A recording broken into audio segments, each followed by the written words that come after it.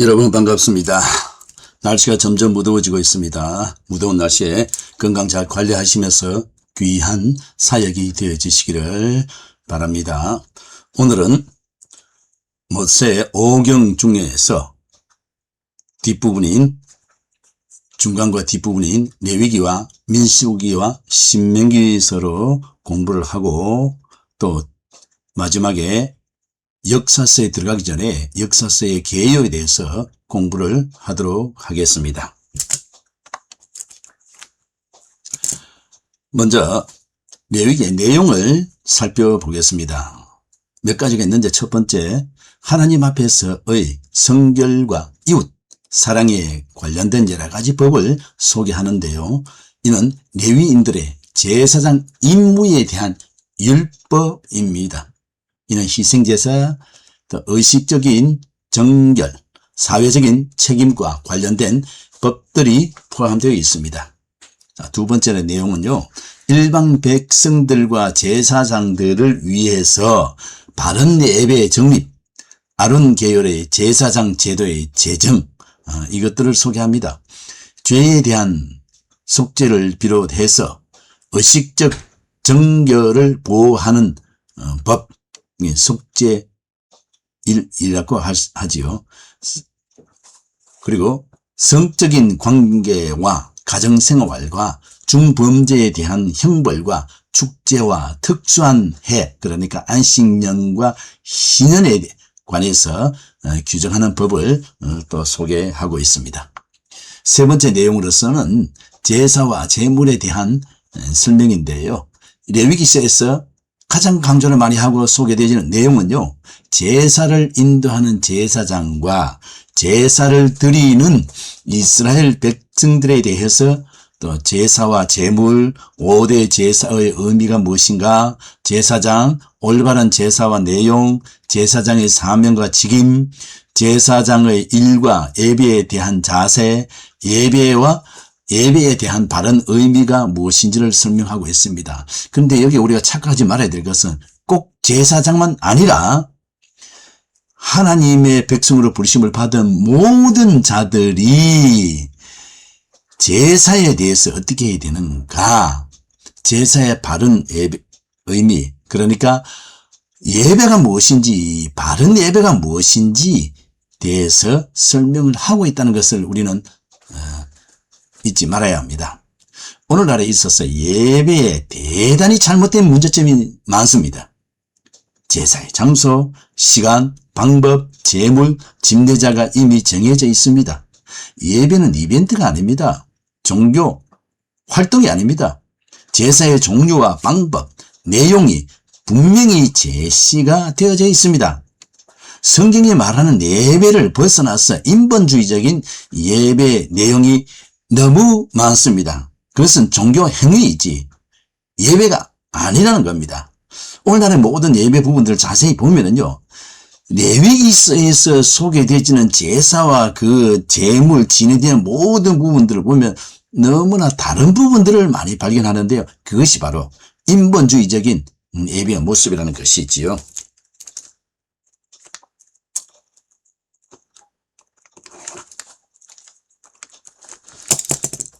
자, 올바른 예배가 무엇인지를 잘 모르면서 잘못된 예배를 드리면서 그것이 하나님이 받으셨다 하는 게 드린다라고 합니다. 인간 도치에 인간 침묵회와 뭐가 다르겠습니까? 레위기를 잘 알아야 예배와 바른 예배를 알 수가 있습니다. 하나님이 원하시는 바른 예배를 드릴 수가 있다는 것이죠. 그런데 레위기 성경을 안 읽거나 싫어합니다. 그러니 진정한 예배, 바른 예배를 모르는 것이지요. 오늘날에는 왜곡된 예배가 만연하고 있습니다. 예배의 사람이 주인공이 되어 있는 것이 많지요. 그러니까 교인은 생산은 하지만 올바른 그리스도인 성도를 제대로 양육한 또 이루어가는 것에 있어서는 너무 안타깝습니다. 실질적인 내용들을 한번 다루어 볼까요? 예를 들어서 예배에 대한 자세가 어떠합니까? 올바른 자세 되면 행동이 올바로 나옵니다. 옷 입는 자세가 어떻습니까? 자유롭게 인간의 자유로움으로 하고 있습니다. 복장이 단정하지는 못합니다.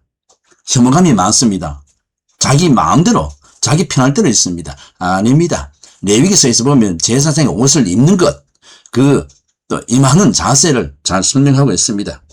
결혼식에 갈 때는 왜 그리 예의를 차리가 잘합니까? 초상집에 갈 때는 왜 그리 준수를 해갑니까? 근데 하나님 앞에 예배 올 때는 참 형편없습니다. 단정하지 못합니다. 예의를 갖추고 결혼식에 참여하면서 가장 좋은 옷을 입고 예쁘게 단정해서 하나님 앞에 드려집니까? 인간 높은 사람 만날 때는 왜 그래 예의를 차리고 그냥 단정한 옷이지요? 예배를 드릴 때에는 가장 좋은 시간, 마음, 외모, 가장 좋은 옷을 입고 하나님 앞에 드려야 되지 않습니까? 슬리퍼를 신고 오고 양말도 안 신고 슬리퍼 신고 오고 잠옷비스나 추리닝을 입고 오고요. 짧은 바지를 입고 오고 예배 시간 항상 성습적으로 늦게 도착해서 헥헥헥 그러면서 예배 그런데 방해가 되어지고 있고요. 습관적인 지각이 있고요. 축도를 하기 전에 축도할 시간 되면 갑니다. 특별한 사람도 한두 번이지 매번 습관적으로 하는 사람이 있습니다. 그리고 예배를 한다 하면서 집에서 방송으로 혼자서 비대면을 하는 거 그거 아주 잘못됐습니다. 성경에 비대면이 어디 있습니까? 단 육체적으로 병이 있든지 대면 예배에 현장 예배 못 가는 분들은 예외 있죠. 뭔가 마음에 정리가 안 되어 있습니다. 예배 시간에 왜 먹을 거 가져갑니까? 마시는 거 차를 커피를 들고 왜 예배 시간에 갑니까? 예배 기를 봤자 1시간에서 1시간 반이면 다 마칩니다. 그런데 예배 시간에 꼭 그걸 먹어야 됩니까? 예배 시간에 찬송가 성경책을 가져가지 않습니다. 그걸 가져갈 필요 없더라고. 예배를 그렇게 진행을 하니까 더 문제지요. 예배 시간에 폰을 왜 만집니까? 말씀을 정리하기 위해서 만지는 것이 아니라 쓸데없는 거 예배 시간 앉아가지고 몸만 앉아 있습니다. 특히 찬양팀들의 모습이 어떻습니까? 찬양팀 인도자와 찬양 싱어하는 사람들 보세요. 옷 입은 자세를 보세요. 영성의 문제입니다. 그 찬양이 찬송가를 제대로 부르지 않습니다. 옛날 복음성도 좋은 거 있는데 안 부릅니다. 오로지 CCM 이거 집중이고 자기가 좋아하는 것만 부릅니다. 대상에 맞는 찬양도 아닙니다. 자, 이것이 올바른 예배입니까? 올바른 자세입니까? 하나님이 원하는 예배가 아니고 자기가 원하는 인본주의적 여러 가지 모습으로 해서 예배라고 합니다. 그는 예배가 아닙니다. 종교 활동이지요. 예배 시간에 왜 찬송가 가사를 스크린에 띄워줍니까? 성경 본문을 왜 띄워줍니까? 말씀 중에 필요한 내용들을 띄워준 거는 그는 괜찮지만 찬송 가사와 찬양의 가사를 다 띄워주고 본문 내용을 다 띄워주니까 그러니 성도들이요 교인들이 예배에 올 때에 찬송을 안 가지고 옵니다. 폰 하나 딸랑딸랑 들고 오고요. 하나님이 원하시는 예배가 무엇일까요? 자, 구체적으로 보기는 그렇지만 또 이 내용들은 강야를 참고해 주시면 고맙겠습니다. 자, 기록 목적이 무엇일까요? 이스라엘의 제사장들이 어떻게 하나님의 섬기며 의식을 올릴 것인가를 특별히 설명하셨습니다. 제사장들, 여기는 한정된 제사장만 아니라 예배를 인도해가는 집례하는 자들과 모든 회원들이 다 포함되는 겁니다. 성막에 거하시면서 이스라엘에게 보다 친근히 이야기하시는 하나님으로 묘사를 합니다. 레위기는 제사의식의 교재로서 잘 설명이 되어 있지 않아서 이야기처럼 잘 설명이 안 되어 있다 보니까 딱딱한 거 재미없습니다. 그 성경을 읽으면서 레위기서를 제대로 읽는 사람이 거의 없을 겁니다. 레위기서 딱 들어오면 벌써 지루하고 딱딱하고 재미가 없고 그렇습니다. 성경이 인간의 기분에 맞추어주는 그런 감성을 자극시키고 좋아하게 하는 그런 내용이 아닙니다. 레위기서를 제발 제대로 정덕을 똑똑히 읽고 보면은 예배가 무엇인지 바로 알고 있고 하나님의 받으신 예배가 어떠한지 예배를 드린 자의 자세와 여러 가지 모습을 구체적으로 나와 있습니다. 그걸 보시면 오늘날의 예배가 얼마나 다양한 부분에 잘못되어진 부분을 많이 발견하게 됩니다. 레위기서의 특징이 어떨까요? 이 책에 서두가 당당히 시작하고 있습니다. 여호와께서 부르시고라고 했습니다. 여호와께 예배의 집중은 여호와 하나님이고 하나님이 원하시는 예배이죠. 이 같은 시작은 그 뒤의 사건들이 중요한 것들임을 암시하고 있습니다. 레위기에는요 성령에 대한 언급이 모세오경 중에서 다른 책과는 달리 한 번도 없습니다. 그래서 성경이 아니래요. 그것은 레위기의 모든 것들이 내용이 그리스도와 관련된 것들이며 이 그리스도를 영화롭게 하는 것이 성령의 일이기 때문이라고 레위기서에서 밝혀주고 있습니다. 셋째로 다른 성경보다도 하나님의 직접적인 메시지가 많습니다. 비유나 이런 부분이 없습니다. 하나님께서 말씀하셨다, 명령하셨다는 것이 56회 나옵니다. 나는 여호와라 21회를 말합니다. 누가 말합니까? 여호와 하나님이요. 나는 너희 하나님 여호와라고 21회를 말합니다. 나는 라는 말이 3회, 나 여호와가 뭐뭐뭐 한다 라고 2회가 나옵니다. 하나님이 집중적이고 하나님이 인도해가는 것이고 하나님의 포인트가 되어 있기 때문에 직접적인 메시지가 많이 있습니다. 네 번째, 이 책은요 구속받은 사람이 어떻게 하나님께 나아가면서 어떻게 예배를 드려야 하는가를 보여주고 있습니다. 창세기에서는 인간의 타락을 설명하죠. 출애굽기에서는 구원을 받는 것에 대해서 구원받은 것에 대해서 설명을 하죠. 레위기서에서는 하나님께 예배를 드리는 것에 관한 내용을 소개하고 있습니다. 그래서 레위기서를 모르면 올바른 예배가 안 되어지고 하나님이 안 맞는 예배를 하게 되죠. 그래서 말라기에서 아주 강하게 말하죠. 너희에 드리는 제사는 하나님이 안 받는다라고 했습니다. 자, 중심 사상이 메시지가 뭘까요? 이 책에 레위기서의 중심 단어가 거룩, 홀리, 속죄입니다. 이것이 최소한 45회가 소개되어지고 있어요. 거룩, 속죄, 제사의 포인트죠. 죄인이 어떻게 하나님 앞에 나아갈 수 있는가라는 것을 중심 사상 메시지가 나타나고 있습니다. 그것은 구속받은 백성이라 할지라도 희생의 피를 뿌리고 이에 따르는 친교와 예배로서 가능함을 보여주고 있습니다. 희생의 그리스도의 보혈의 피가 없는 인간들이 모여서 하는 것은 인간 친목 단체이고 친목이죠. 그런 예배가 아니죠. 오늘날에 그런 형태가 너무 많습니다. 혼자 예배하는 것은 바람직하지 않고 바른 예배가 아닙니다. 현장 예배에 함께 하지 않는 것은 잘못된 것이고 예배가 아닙니다. 집에서 예배 드린다? 그 예배가 아닙니다. 특강이나 강의 듣는 것이죠. 단 특별한 상황은 예외가 있습니다. 건강에 이르러서 움직일 수 없는 사람이 있잖아요. 그 외에 특별한 상황이 있어요. 단 피치 못할 상황에 있는 사람은 예외이지요. 피치 못할 상황이 아닌데 집에서 습관적으로 방송을 한다. 그거 아주 잘못되고 하나님 그런 예배 안 받습니다. 세 번째, 또 다른 강조점은요. 영혼과 육의 거룩함을 강조하는 점이 있습니다. 영, 육, 이치, 같이 거룩함입니다. 영만 아닙니다. 육만 아닙니다. 영육이 함께 거룩함을 강조하고 있죠. 레위기서의 구속받은 자는 거룩해야 함을 가르치고 있습니다. 그래서 신약에서 예수님이 내가 거룩하냐 내가 거룩하다. 거룩하다. 예수님이 계속해서 강조적으로 설명하시잖아요. 왜냐하면 그들의 구속자가 거룩하시기 때문에 내가 거룩하냐 너희가 거룩하다. 성경이 여러 곳에서 계속해서 설명하고 있습니다. 오늘날에는 거룩성의 모습이 경건의 모양과 능력이 많이 왜곡이 되어져서 온전한 거룩성을 보기가 어렵습니다. 여섯 번째, 레위기와 신약 성경의 관계를 살펴보겠습니다. 몇 가지가 나오는데요. 네 가지로 보면은 첫째, 레위기의 제사와 제물은 단번에 죽으심으로써 하나님과 인간과의 사이를 회복시켜 예수 그리스도의 죽으심을 상징하고 있습니다. 구약 성경은 신약 성경에 상징적으로 나타나죠. 예수님 대해서 중심이 되어지고 있죠. 두 번째, 레위기서에서 제사장들은 인간을 대신해서 속죄해 주신 예수 그리스도를 예표합니다. 그 중보자 역할을 하는 것이지요.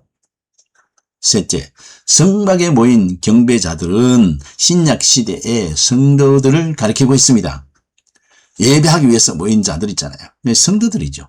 교인이 아니고 성도들입니다.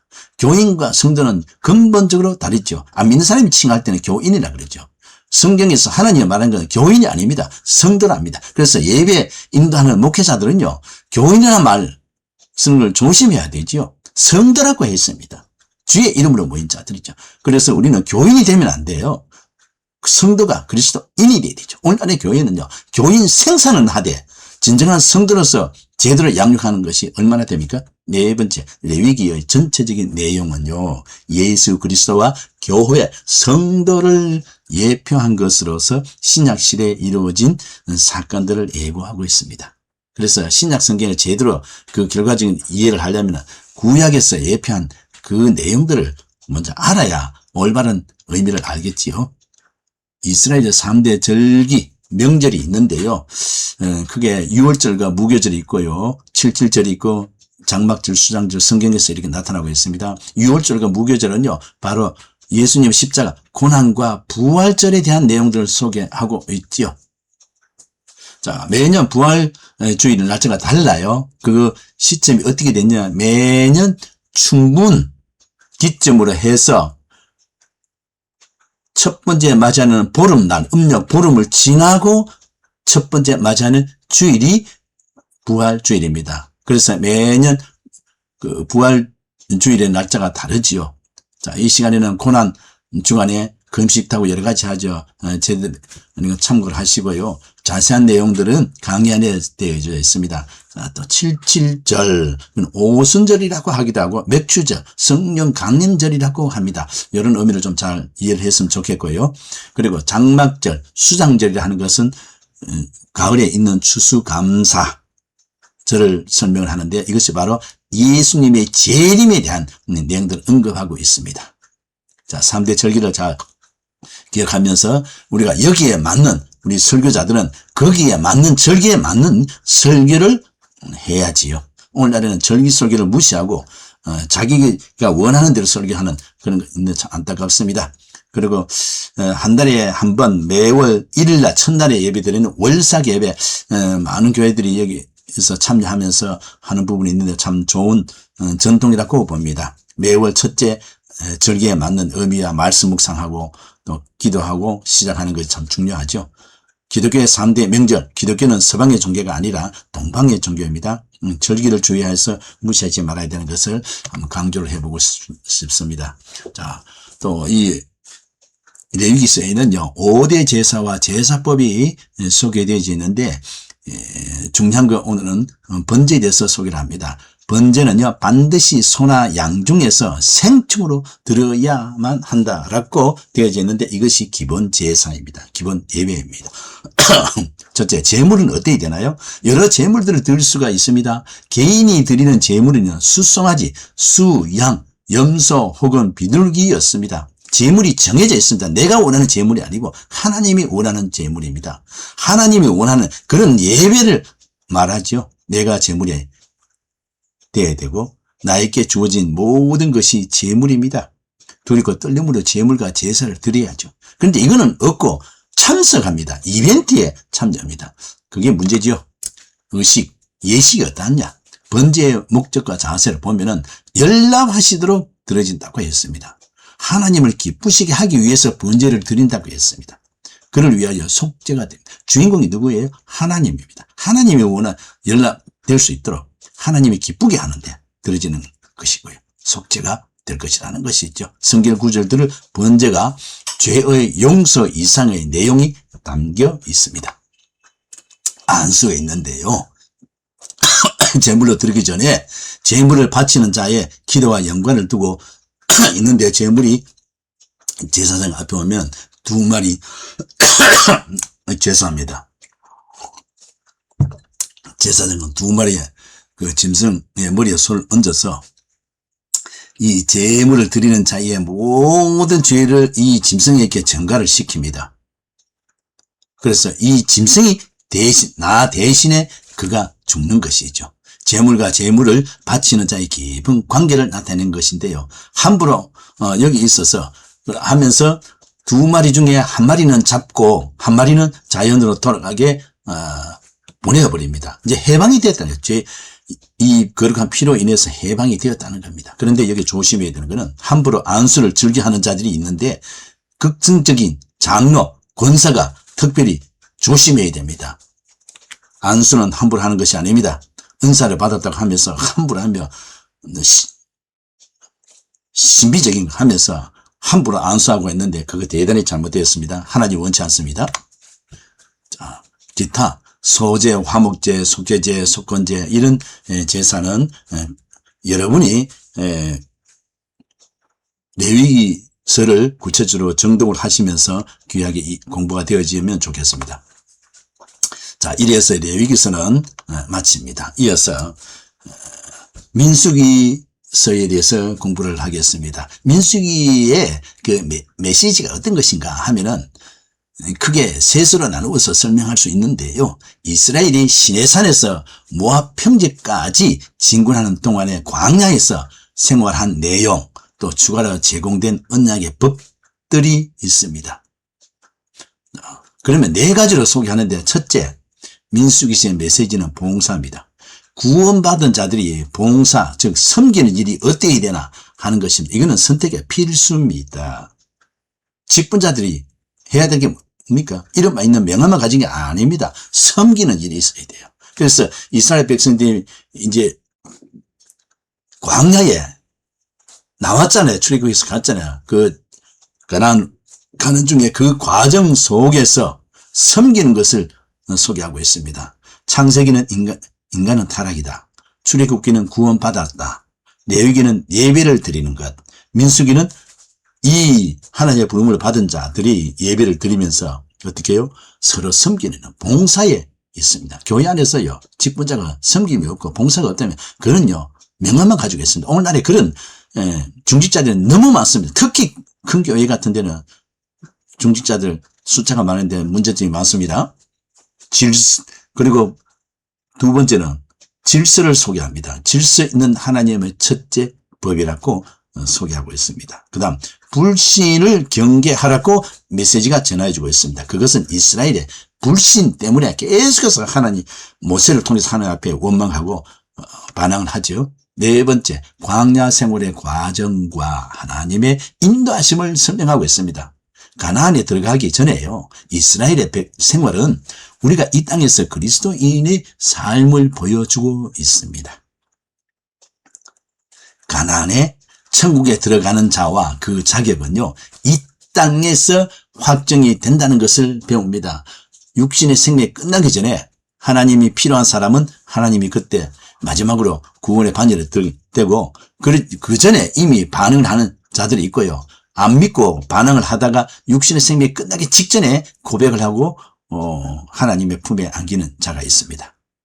자, 민수기에서 역사적 기간은 40년간의 입니다. 이 40년간은 이스라엘의 광야의 생활이고 방황하는 그 시간이 있죠. 애굽에서 나온 세대가 모두 죽어간 기간입니다.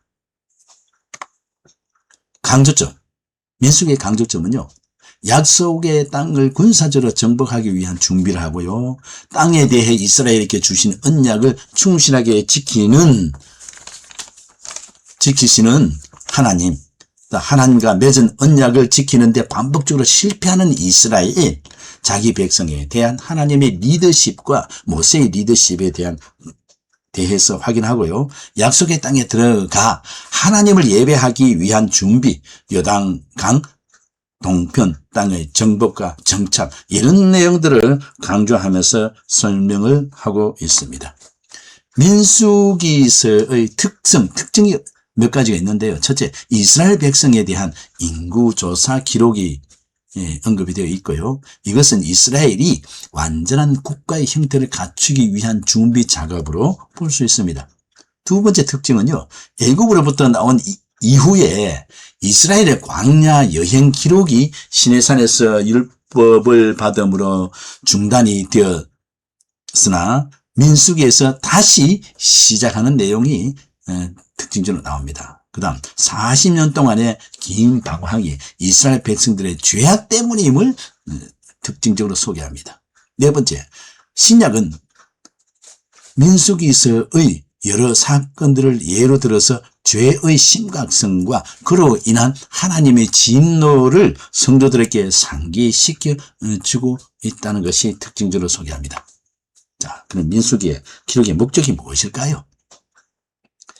민수기는 이스라엘 민족이 애굽 출애굽한 후 행한 여정 중에 시내산에서부터 요단 강 접경까지의 여정을 설명해 주고 있습니다.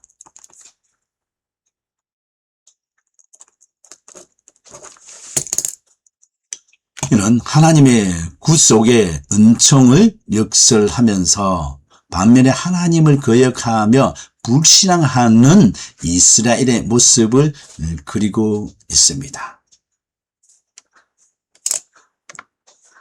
자, 이렇게 해서 간단하게 신명기서를 살펴보았습니다. 그 다음 민수기를 살펴보았습니다. 다음은 신명기서를 살펴보겠습니다. 신명기서의 내용을 보면은요, 가나안 정복 직전에 있는 이스라엘의 새로운 세대를 위한 언약의 확인, 역사적 기간, 요단강 동편에서 보내는 마지막 몇 주간의 과정을 기록한 내용이 있는 것이 신명기입니다. 이는 그리스도인의 삶의 원리와 기준이 무엇인지를 설명해 주고 있습니다. 한마디로 말한다면 성도의 생활의 대헌장이라고 할 수 있습니다.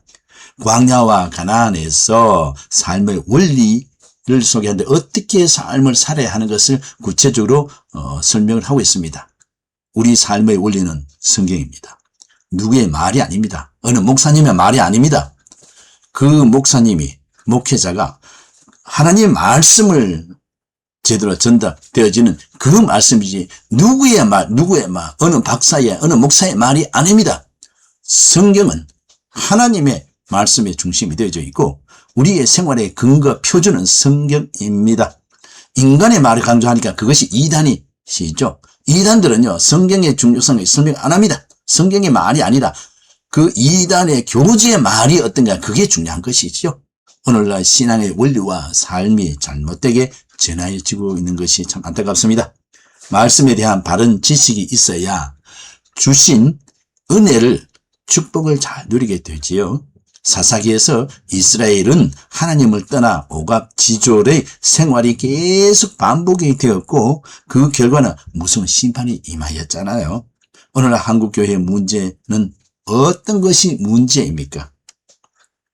우리가 예배 드리고 우리가 생활하는 그 기준이 뭡니까? 표준이 뭡니까? 하나님의 말씀이죠. 그런데 이상하게 인본주의 중점의 표준이 되어 있는 모습이 너무 그렇습니다. 그래서 오늘날 왜 이래 한국 교회가, 한국 사회가 어지럽고 혼란 속에 있습니까? 성도가, 목회자가 바른게 하지 않기 때문에 하나님께서 민수기에 나타나는 그 40년의 광야에 그 책망이 나타난 것과 같은 것이죠. 자, 신명기서의 강조점은요, 모든 다른 신들에 대한 이스라엘의 하나님이신 여호와의 유일성, 이스라엘을 자기 백성으로 삼으신 여호와의 유일성을, 또 여호와의 언약적 사랑, 모든 민족들을 다스리시는 여호와의 우주적 주재권, 열방에 대한 여호와의 모델인 이스라엘을 여호와께서 경배를 받으시는 곳인 중앙성소의 중요성, 정의에 대한 여호와의 관심과 자기 백성이 이러한 속성을 반영해야 한다는 사실을, 순정에 대한 축복과 불순종의 위험을 강조하고 있습니다. 많은 내용이 있는데 한마디로 말한다면 여호와의 유일성, 또 하나님의 주권, 하나님 중심 속에 순정의 생활로 축복이 있냐, 불순종으로서 하나님께 심판으로 어려움을 당하느냐, 그것이 강조를 하고 있다는 겁니다. 네 번째 특징을 보면은 멜리알의 자손들, 우리말에는 성경에 잡류로 기록이 되어 있는데 이런 멜리알의 자손들이라는 말이 최초로 언급되어져 있습니다. 두 번째는 나무에 달아 죽이는 일이 최초로 기록이 되어져 있습니다. 세 번째, 신명기의 특징은 오실 선지자 예수 그리스도에 대한 예언으로 소개되어지고 있습니다. 네 번째는 모세의 소명과 이스라엘의 백성을 구원하게 하시는 계기가 된다 하는 것을 소개를 하고 있습니다. 놀라운 광경에 대한 구약에서의 단 한 번의 언급, 가시떨기 나무 가운데 거하시는 자라고 소개합니다. 주의 일은요, 분명한 소명과 사명이 있어야 합니다. 개인의 열성으로 하는 것은 아닙니다. 개인의 열성으로 하는 사람들은요, 처음에는 잘하죠. 그거 다 무너집니다. 하나님의 중심에 하나님이 없기 때문입니다. 인간의 열성으로 열심히 하는 신앙생활이 또 믿음으로 살아가는 것이 아닙니다. 그러니 말년에는요, 비참한 결과가 되는 것이 있잖아요. 신앙의 정체성이 분명한 자가 되어야 하나님의 백성으로 귀한 축복 속에 귀하게 쓰임을 받습니다.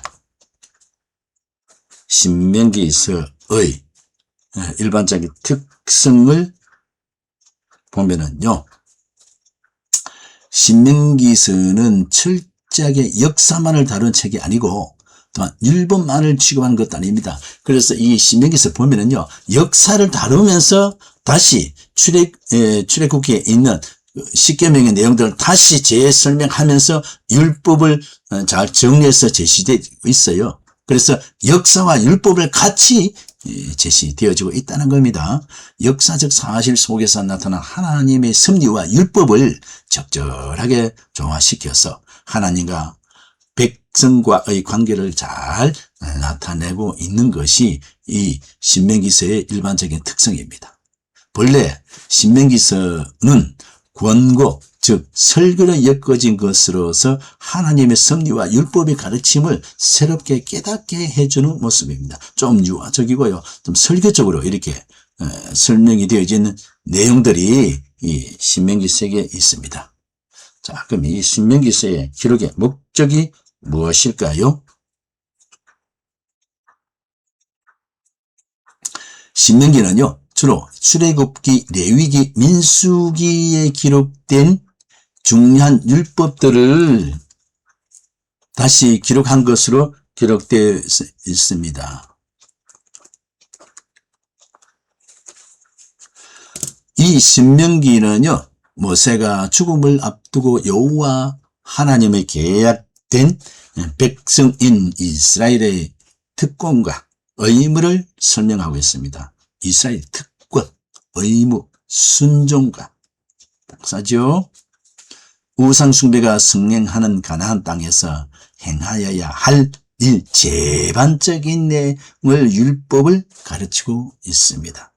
삶의 원리가 어떻게 됐냐, 삶의 대헌장이 내용들이 신명기에 나와 있다고 했죠. 이 신명기는 특별히 교훈적이면서 설교적인 문체로 쓰여졌고, 모세는 하나님의 율법이 무엇이라고 간단히 설명하고 있습니다.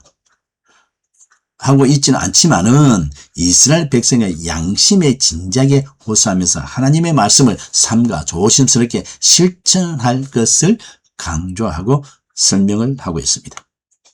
자, 그리스도인의 인용을 보면서 우리 예수님은 소년 시절 및 청년 시절에 이 책을 매우 좋아한 듯이 보이면서 특히 사탄의 시험 때 그리스도께서 신명기를 인용하셨다는 것을 우리는 봅니다. 자, 신명기서에 보면은 출애굽기와 비교를 해보면은 신명기는 단순하게 출애굽기의 반복이 아니고 이것은 미래에 대한 안목을 가지고 과거를 회상해 보는 책이면서 전체가 순종에 관한 내용의 책입니다. 모세는 이 세 세대가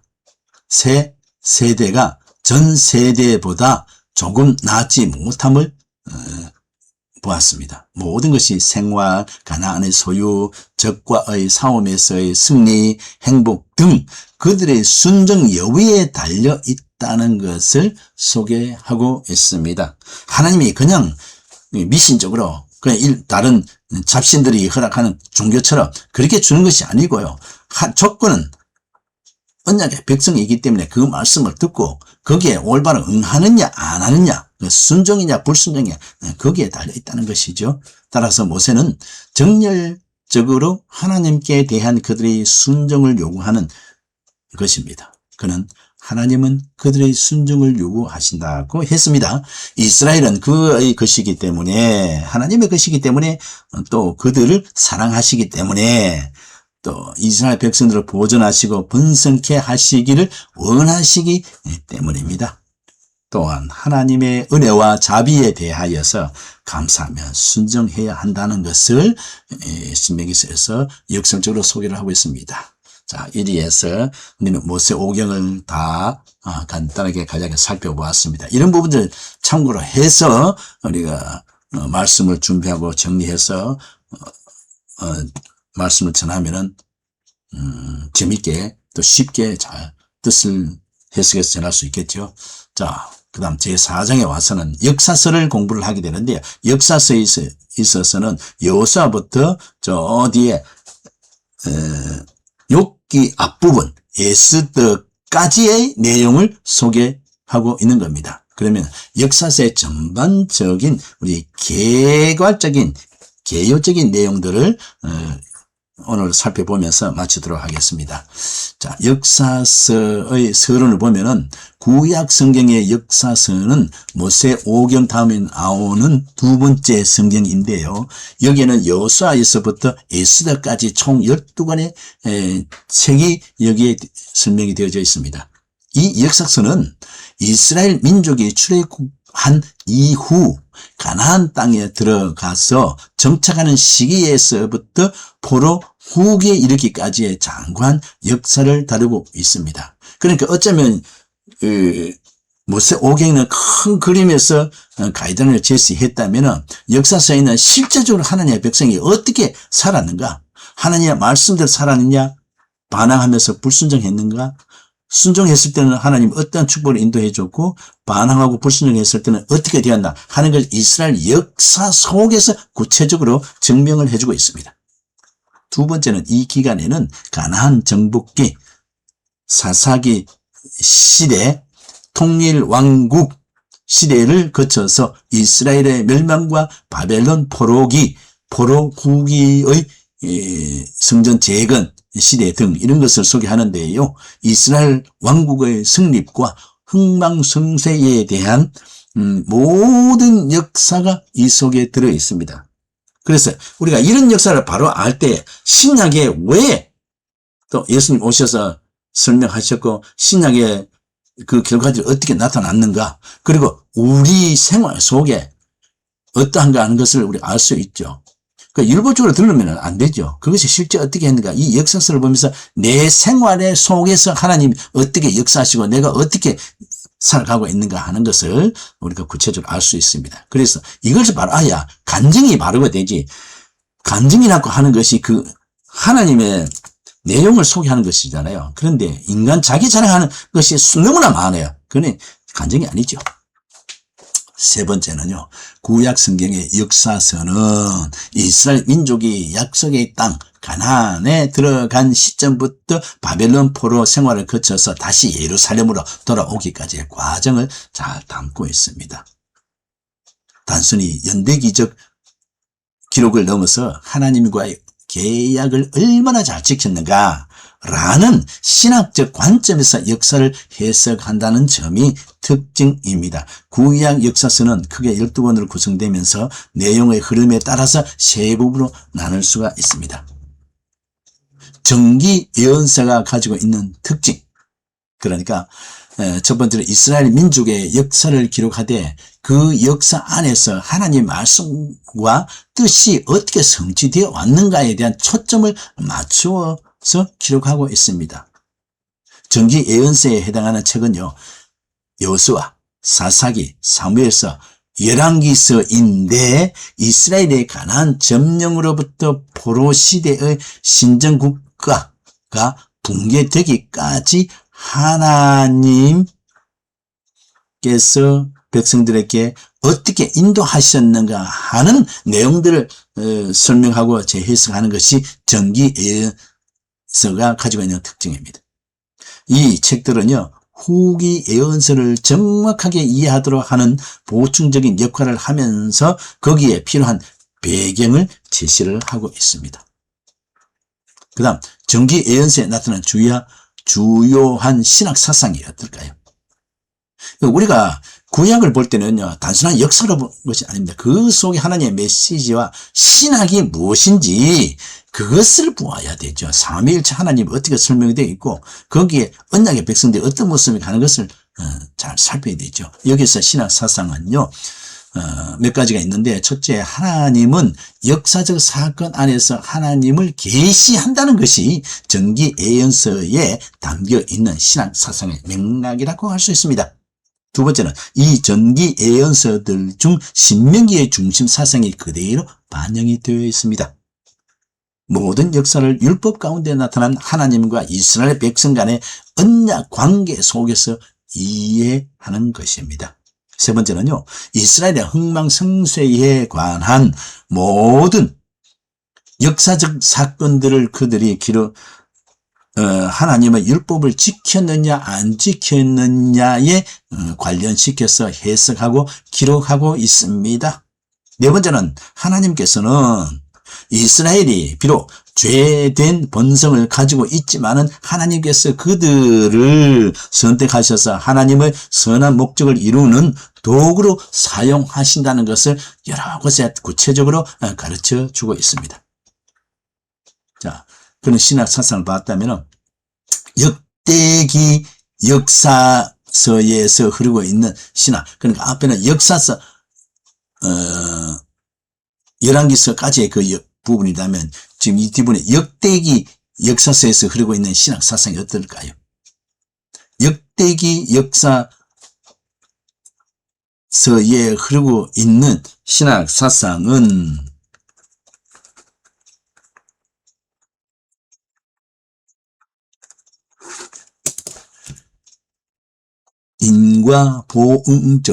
인과응보적 사상입니다. 어떻게 했기 때문에 어떠한 결론이라는 거죠. 물론 이것도 제사장적 정신에서 나온 것입니다. 이러한 제사장, 즉 정신, 하나님 중심의 구체적으로 현실의 역사에서 적용되어 하나님의 법을 지키는 자는 복을 받고 그렇지 않은 자는 벌을 받는다는 사상으로 발전하였습니다. 이 사상은 역대기 사상 전반에 걸쳐서 구체적으로 소개를 하고 있습니다. 둘째, 역대기 역사서에는 신정론적 사상을 강조하고 있습니다. 하나의 국가적 체제를 이뤄가는 것을 구체적으로 제시하지요. 그래서 이스라엘이 제사장 나라 또는 거룩한 백성으로 선택받은 것도 온 인류를 통치하는 하나님의 도구로 승인받기 위함이지요. 세 번째, 이스라엘은 하나님의 국가나 국민으로서가 아니라 하나의 교회로서의 의미를 지니고 있다고 할 수 있습니다. 그래서 신정 정치라 그랬지요.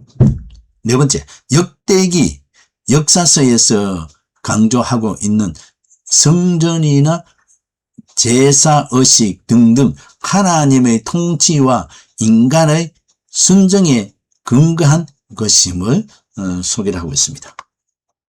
자, 이래서 오늘은 모세오경의 레위기서부터 시작해서 민수기, 신명기, 그 다음까지 공부를 했고, 그 다음 역사서를 공부를 하기 위해서 역사서의 개론적인 부분을 공부했습니다. 이런 것이 참고되어서 다시 한번 모세오경의 내용을 한번 정리가 잘 되었으면 좋겠고요. 그리고 다음 시간부터는 역사서를 공부를 하는데 개괄적인 내용을 잘 참고하셔서 기억에 공부가 되어졌으면 고맙겠습니다. 오늘은 여기까지 하겠습니다. 수고 많았습니다.